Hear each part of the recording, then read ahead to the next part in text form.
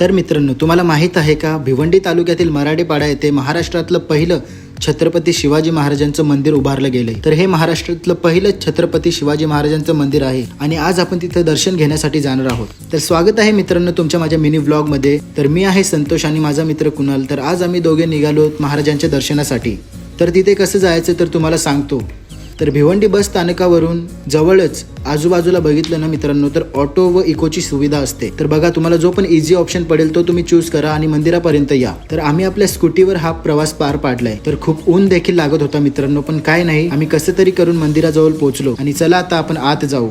तर आत गेल्यावर समोरच आपल्याला छत्रपती शिवाजी महाराजांचं खूप सुंदर असं मंदिर पाहायला मिळतं आणि डाव्या बाजूने मंदिरात जाण्यासाठी एंट्री आहे. तर बघा मित्रांनो, खूप गर्दी होती कारण की आज गुढीपाडव्याचा सण आहे आणि लोक नवीन वर्षाची सुरुवात करण्यासाठी महाराजांचं दर्शन घेण्यासाठी आलेत आणि आम्ही देखील त्यात सामील आहोत. आणि बघा मित्रांनो, मंदिराचा गाभारा कसा खूप पब्लिकने भरलेला आहे.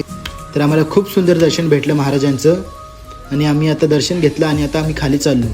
तर बघा मित्रांनो, भिंतीला एका साईडला महाराजांचं पूर्ण इतिहास एका फोटो फ्रेमच्या माध्यमातून दर्शवला गेला आहे. तर मित्रांनो, जशी तटबंदी आणि बुरुज हे महाराजांचे किल्ल्यांना आहे, तर तशीच तटबंदी आणि बुरुज इथे देखील बनवले गेले आहे. बघा, आम्ही आता वरती आलो आणि वरून देखील आजूबाजूचा नजारा व मंदिर खूप सुंदर दिसतोय. तर चला मित्रांनो, कसं वाटलं तुम्हाला बघून कमेंटमध्ये नक्कीच सांगा. आणि तुम्हाला हा पूर्ण ब्लॉग बघायचा असेल तर खाली क्लिक करा आणि पूर्ण ब्लॉग बघा. तर संतोष नाईक ब्लॉग्स या चॅनलला सबस्क्राईब करा. तर चला भेटू नेक्स्ट ब्लॉगमध्ये. बाय.